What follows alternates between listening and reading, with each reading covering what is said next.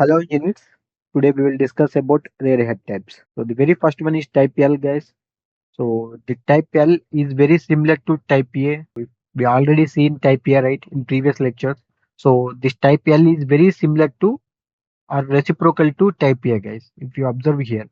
So this is the front head. So this is the rear head. So this is just reciprocal to type A. And next one is type M. So it is reciprocal to type B, guys. And next one is type N, guys. So the name itself is similar to front head type. So this is the bolt flange. This is the tube sheet. So very similar to type N of front head type. So these three are very similar to front head types.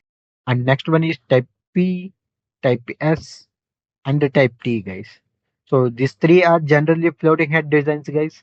If there is a major temperature difference between two fluids is there, so at that time, thermal expansion or contraction will happen in the tube sheet. So at that time, we can use this floating head designs. So these all types have a tube bundle.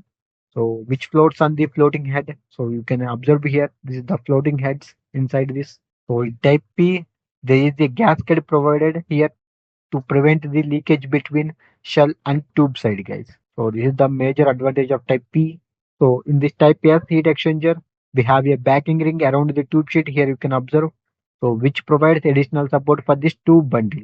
And it is easier to remove and clean these tubes as well. But if you observe in type T heat exchanger, it does not have a backing ring.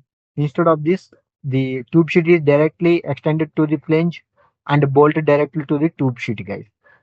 So in terms of performance, both type S and T have same results and same capabilities, but the choice of type S and type T heat exchanger will depend on the specific needs of the industrial applications, guys. So this is all about rare head types.